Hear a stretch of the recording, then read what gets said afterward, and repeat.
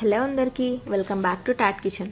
ఎండలు మండిపోతున్నాయి కదా, అందుకే ఫ్రూట్ కస్టర్డ్ చేసుకుందాం చల్లగా.